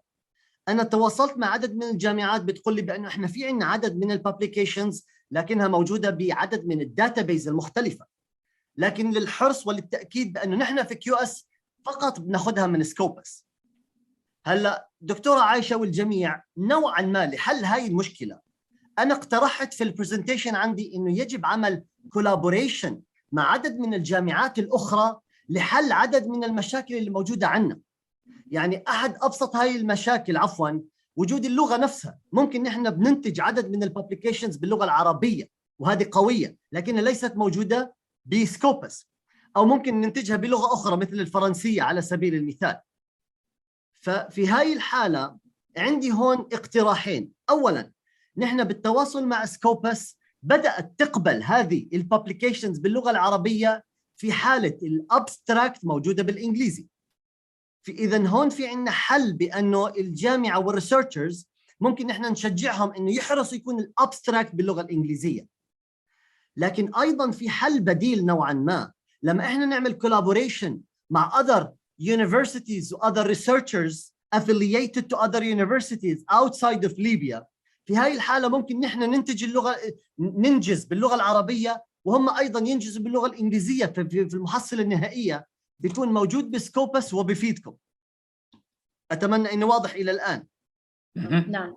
الجزئية الثالثة، وهذا أيضا مهم عندنا بكيو اس، موضوع السمعة الأكاديمية وموضوع السمعة بين أصحاب العمل هي بتجمع عن طريق استبيان عالمي، لكن أيضا لإعطاء نوع من الفلكسبيليتي للجامعات، نحن أيضا نطلب من الجامعات إعطائنا 400 اسم أكاديمي من كل العلاقات اللي عندهم حول العالم، وأيضا 400 اسم من أصحاب العمل اللي أيضا عندهم علاقاتهم حول العالم.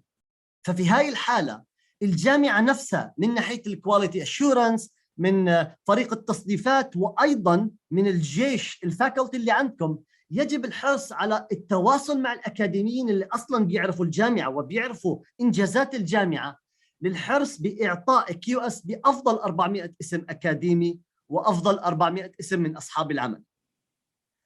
أتمنى أني جاوبت سؤالك دكتور عايشة. شكرا والله يعطيكني فكرة واضحة وأيضا بينت مدى صعوبة الأمر يعني ليس شيء سهل أن تكون في التصنيفات وطالما هذه المتطلبات إن شاء الله. شكرا جزيلا. في نقطة صغيرة بس أضيفها، بسيطة جدا ولكن مهمة. بعض الباحثين يعني بيعتقد إنه مجرد النشر في أي جورنال هو كده نشر وخلاص. ففي طبعا يمكن حضراتكم عارفين حاجة اسمها predicting journals، اللي هو الجورنال بتبعتي له $300 ولا وات ايفر، وبعد أسبوع بتكون البيبر منشور. ده بيعمل contamination، يعني حتى لو ريسيرشر ناشر في جورنالز الرانكينج بتاعها عالي وعنده بيبر واحدة منشورة في الجورنالز البريديتنج جورنالز دي، بيسموها contamination في الريكورد بتاعه. فدي نقطة مهمة جدا، انه قبل ما ينشروا يتأكدوا ان الجورنال زي ما اتفضل الأستاذ رامي listed في سكوبس، وانه جورنال محترم، يعني سواء دفع او ما دفعش. يعني في جورنالز كويسة وبتدفع لها برضه بروسيسنج فيز للببليكيشن، بس الرانكينج بتاعها محترم وليستد في سكوبس يعني. شكرا دكتور. معلومة جميلة. في نقطة أنا كنت نبي نسأل عليها اللي هي مسألة الأدد فاليو. ممكن حد يزيد يعلق لنا عليها، على الكونسبت أو المفهوم بتاعها. الدكتور علاء. الادد فاليو في اي كونتكست، يعني في اي سياق بالظبط، في الريسيرش ولا في الكواليتي؟ لا اعتقد في الميديكال اديوكيشن، انستيتيوتس ان ميديكال اديوكيشن. يعني الادد فاليو بصفه عامه سواء كان تريننج او كواليفيكيشن او اكريديتيشن، what will it add to the organization، او بمعنى اصح خلينا نقول measuring الامباكت بتاع الموضوع ده، مش مجرد doing things for the sake of doing it. فإذا احنا we implemented WFME, what added value it will bring to the organization? More reputation, more recruitment of students, more national reputation للكانتري نفسه، للصحة، الجهات الصحية اللي فيها. يعني ده my opinion. يعني I'm not talking about research, I'm talking about my opinion. What added value means to me as an employer ولا as a senior manager. What's in it for me. ده مفهوم أنا للأدد فاليو. أيضا دكتور أنس، من ضمن الأشياء اللي شفتها على الأدد فاليو بالنسبة للإنستيتيوت، تكملة لما قال الدكتور علاء، أحيانا يقال أن هناك ظلم لبعض الجامعات مثلا، لكن يجب أن نرى أن يكون في التقييم مش مستوى الأنبوت أو الطلاب اللي دخلوا الجامعة، ولكن لما طلعوا منها كيف كان مستواهم. لو كان عندك جود انبوت وهاي كواليتي جايك من السكندري سكولز، حيطلع اكيد، لانه هو مهتمين به من البدايه، هو عنده الانيشيتيف وعنده الانجريدينت انه هو ينجح. لكن احيانا قد يكون عندك انت مثلا تعليم سيء في الثانوي، واللي جايينك هم اصلا كانوا مش هذاك المستوى. شنو كان دور هذه المؤسسه الطبيه في التغيير بما فيها في السوفت سكيلز؟ وايضا أنا حضرت عليها، ممكن حنبعث لكم فيديو قصير جدا دايره الورلد بانك، جميل. هي تحكي كيف ان التغير الانبوت احيانا ما يكون جميل، ولكن يطلع حاجه كويسه نتيجه للكونتريبيوشن بتاع الانستيتيوت اللي مع الطلبه هذه. وهو مفهوم جديد نسبيا، يعني ما هوش قديم، وانا اعتقد نحتاجه ان نحن ندرسوه اكثر. بارك الله فيك. اسمحوا لي اضيف ايضا نقطه بسيطه. في تعريفات QS عندنا كلمه الانترناشناليزم العالميه مهمه جدا، فخطر على بالي انا ايضا اركز على موضوع الانترناشنال موبيليتي نفسه. انا عرفت في عدد من الدول في الوطن العربي لاستراتيجيه على مستوى الدوله لا يحق لهم تبادل الفاكولتي الا مع مؤسسات من ضمن يعني ترتيب معين بمنهجيات QS. فعلى سبيل المثال يكونوا توب 1000 بالورد يونيفرسيتي رانكينج. فخطر على بالي بنفس النقطة صراحة بيكون مهم جدا إنه نحرص هذه الميديكال سكولز والميديكال يونيفرسيتيز have proper ranking to mitigate any of such يعني استراتيجيات موجودة بدول مختلفة، بحيث يكون في عندنا الباب مفتوح لتبادل طلابي وأيضا تبادل فاكولتي مع أي من الدول الأخرى، بغض النظر على وجود مثل هاي الاستراتيجيات إن كانت فيجن 2030 ولا اكسبو 2020 والاستراتيجيات اللي تتبعها. فأتمنى أنه كان مفيد. واضح جدا، واضح جدا دكتور رامي. أنا ممكن ناخذ نقطة أخيرة اللي هي محاولة التدبر في النقاط اللي حكى عليها دكتور محمد قريب من خلال خبرته في جامعة طرابلس. هو حكى على أن أكبر المشاكل اللي جابهاتها في العمل متاعه في مكتب الجودة مش بالضرورة الأويرنس. دكتور محمد حكى قال أن الأويرنس إلى حد كبير موجود، لكن في مشاكل، في عوائق قانونية تنفيذية لوجستية، في الكثير من العوائق. السؤال هو ممكن دكتور رامي موجه لي، هو يعني كيف الشخص يحاول يستفيد من الخبرة هذه مع اعتبار أن الفيرست اوبستيكل أو المشكلة الأولى مسألة الأويرنس has been resolved. جيد جدا. أنا صراحة إذا بتسمحوا لي أفكر بصوت عالي معاكم، أعتقد من أهم النقاط أولا هي يعني تحديد الطريق في المضي قدما. يعني ممكن أنا أعطي مثال إنه ليس من المنطق إنه جامعة ما عندها مؤهلات، عفوا على مثالي، لكنها تحرص إن تأخذ أعلى أكريديتيشن موجود أو تحرص إن تكون موجودة بأعلى تصنيف في العالم. ففي هاي الحالة الحرص على تحديد النقاط الأولى، الخطوات الأولى، أنا متأكد إنه بيزيل عدد من هذه المشاكل. فبسهولة ممكن نحن نحرص بهاي الجامعة إن يضعوا خطة بسيطة بيكون موجودة بتصنيف بسيط أو أكريديتيشن بسيط، بحيث يعني يشوفوا الأثر، يشوفوا الناتج، ومن ثم المضي علو في التصنيفات المختلفة والأذر أكريديتيشن. مثل ما ذكرت بأنه ممكن تكون في مشاكل بعدم معرفة المقومات الحالية عندنا بغض النظر على الأويرنس، لكن ممكن يكون لعدم معرفة قراءة وضعية الجامعة، فبيكون في خطة مخالفة عن الإمكانيات الحالية. الحرص أن تكون موجودة على سبيل المثال بالتصنيف العالمي، لكن لعدد من المعطيات يعني بصعوبة ممكن توجد بالتصنيف العالمي، ممكن توجد بالتصنيف العربي على سبيل المثال. معلش دكتور، بارك الله فيكم. دكتور أنس، عندي سؤال للدكتور علاء. دكتور علاء، أنا نحس بأن موضوع أن learning driven organization هو موضوع جدير جدا بالاهتمام، بل أعتقد أنه هو سيكون محور عملية التعلم القادمة المستقبلية، وهي حقيقة تعتبر وجود ثقافة للجودة في هذه المؤسسات أو المنظمات. سؤالي لحضرتك، لو إن واحد يكون المؤسسة مثلا، ولنقل مثلا المجلس الصحي العام، يريد أن يكون learning driven organization، ما هو المطلوب أو الانفراستراكشر أو البري ريكوايرمنت اللي لازم تكون موجودة؟ ثاني شيء، كيف يمكن أن تكون learning driven organization، وما دور السوفت سكيلز في الموضوع لنجاح هذا الشيء؟ ممتاز.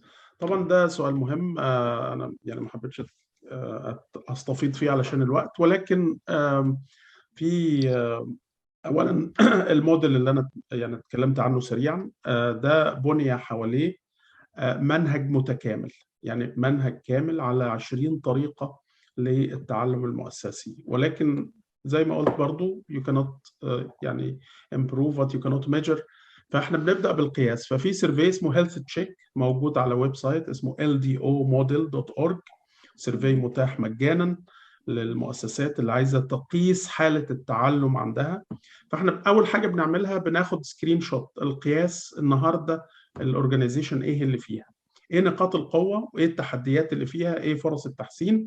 وده بيطلع بناء على الاستبيان اللي موجود 40 سؤال بيدينا تشريح متكامل أو تشخيص لحالة المؤسسة. بيلي ذلك بقى التقرير، بيبقى فيه تقرير مفصل فيه ايه نقاط الضعف وفرص التحسين اللي موجودة ونقاط القوة وايه التدخلات اللي مطلوبة. ممكن يكون مطلوب نشتغل اكتر على الكالتشر، مطلوب نشتغل على تعلم الافراد، مطلوب نشتغل على القيادة نفسها. المشكلة ممكن تكون في القيادة وعادة بتكون في القيادة. فبيبقى فيه صراحة متناهية بنقول فيها ايه المشاكل اللي موجودة بناء على هذا التقرير وايه خطة العلاج التدخل. وفي هنا رحلة بتاخد من 6 شهور الى 2 سنين حسب الحالة اللي موجودة. ممكن ابعت برزنتيشن لحضرتك فيها كل تفاصيل الرحلة دي to become a certified learning driven organization. بعد لما بنمر بالمراحل بتاعت الرحلة دي بيبقى في 4 مستويات. أستاذ رامي اتفضل على نقطة إنه بيبقى جامعة لسه في بداية السلم ويقول لك عايز آخد أعلى مش عارف إيه وأعلى إيه. لا، إحنا عندنا 3 ليفلز، سيلفر وجولد وبلاتينم. فحسب حالة التعلم في الأورجانيزيشن ممكن يبدأ بالسيلفر بعدين يروح جولد وبعدين يروح بلاتينم أعلى حاجة. بالتوازي مع كل ده، ودي أخبار أنتوا الوحيدين اللي هتعرفوها دلوقتي لأن لسه معلنة النهاردة وبكره هتبقى رسمي، انه تم اعتماد ماجستير في الاستراتيجيك اورجانيزيشنال ليرنينج مع جامعه ابرتي هنا في اسكتلندا ب3 تخصصات: تخصص في البيزنس اكسلنس، تخصص في الفيوتشر فورسايت او استشراف المستقبل، والتخصص الثالث في الانوفيشن مانجمنت. والماجستير ده فيه 2 تراكس، يعني واحد بيبقى تراك اكاديمي اللي عايز يعمل ريسيرش وديزرتيشن، وتراك تاني اللي عايز يطبق الكلام ده في مستشفى في وزارة في جهة وبيبقى عملي. فالموضوع ده هيبدأ التسجيل فيه إن شاء الله قريب، وهيبقى أول دفعة في شهر 9 ماجستير ودكتوراه في جامعة أبرتي في اسكتلندا. وبرضه زيادة في الوعي يمكن في كذا مبادرة، يعني منهم هيبقى في اكاديميك جورنال مع ايمرالد في الاورجانيزيشنال ليرنينج، في مؤتمر سنوي بنعمله، يعني في كذا فعالية في هذا الموضوع عشان ما يبقاش مجرد مبادرة وخلاص على كده. شكرا جزيلا. ألف مبروك وموفقين إن شاء الله دكتور. الله يبارك فيك. أنت دائما تعودنا على المفاجآت. أنا أحب أن نعلم بأن الدكتور علاء كان قام بمبادرة للجودة في العالم العربي، كان له جهد كبير، بدأ على معايير الجودة في القطاع الصحي، كذلك عمل العديد من ورشات العمل على الجودة في قطاع التعليم، وأنا شاركت في كل هذه وحقيقة كانت فيها استفادة عظيمة. أيضا قدم ورشات عمل عن السلامة المهنية، أي أن كل ما له جودة شارك فيه، وكل ذلك بورشات عمل أسبوعية كانت، وكله مجانا لجميع الحضور من الوطن العربي كله. ولديه مبادرة تسمى واحة الجودة. أنا أتمنى دكتور علاء لو مشكورا تعطينا من جديد الرابط بتاعها، تبعت لي، أنا مشاركة فيها بس لو ما عادش نعرف باش نوزع لجميع الليبيين بإذن الله. وبارك الله فيك على وجود على كلامك على الليرنينج اورجانيزيشن. أنا شاكر يعني تشجيعك وحماسك دكتورة عائشة، وأنا أود أشير يعني المبادرة دي فعلا هي مجانا تماما بما فيها الشهادة حتى بنطلعها مجانا. نعم للحضور. أنا كنت معك هي اسمها واحة الجودة، مبادرة لنشر ثقافة الجودة والتعلم في الوطن العربي باللغة العربية. ويمكن الأستاذ رام موجود معانا أحد الضيوف، أنا مش لوحدي بعمل الموضوع، أنا بستضيف ناس معايا متخصصين. فأحد الناس اللي استضفناهم في دورة جودة التعليم كان دكتور أشون فرنانديز اللي هو المدير بتاع الكيو اس في الميدل إيست. نعم. ودكتور علاء عبد الباري نائب رئيس الجامعة الأكاديمية العربية للنقل البحري. ويعني بنستضيف ناس متخصصة في شغلها. أنا يعني عملت الفكرة وبنيت السيستم، ولكن بمجهود ناس أفاضل زي حضراتكم يعني، وأكتر ناس بيحضروا الواحة من ليبيا، يعني ده شيء جميل يعني. إن شاء الله. خلاص باذن الله. انا ما حصليش الشرف صراحه ان انضم ان شاء الله. بعلن قريب عن الدوره اللي جايه ان شاء الله باذن الله. طيب احنا انا I'm just aware of the time ان هي يعني 11 إلى 5 فاحنا تاخرنا جدا، لكن الحديث لا يمل زي ما يقولوا. فنهايه نشكر اولا طبعا دكتور عائشه ناصف لمجهودها الجبار بصراحه في تنسيق هذه الجلسه، فهي شالت علي العبء بالكامل. فبارك الله فيك دكتورة وعلى البرزنتيشن تاعك، وأيضا الشكر الجزيل لدكتور علاء ودكتور رامي وأيضا لسيلين هو has already left us، ودكتور محمد القريو لمشاركتهم القيمة. ونأمل أيضا في المستقبل من التواصل المتجدد والمستمر، وإن شاء الله تكون مش هذه الجلسة الأولى وإنما مش هذه الجلسة الأخيرة وإنما هي الأولى في سلسلة من اللقاءات سواء عن طريق الزوم أو الشخصية، خاصة بعد خروج الكورونا من عالم يعني طلعتنا من العالم الافتراضي وعلى أمل أن احنا نبدو نلتقي بزملائنا بشكل مباشر. فنهاية نشكركم مرة أخرى ونشكر كل الحضور. الحلقة سيتم بثها بإذن الله على اليوتيوب، وحتكون دكتور عائشة حتكون حنبعت لك اللينك حنحطه على المجموعة so you could share it with the other guests. والسلام عليكم ورحمة الله وبركاته وليلتكم سعيدة. شكرا جزيلا. شكرا للجميع. شكرا ممنونين. مع السلامة.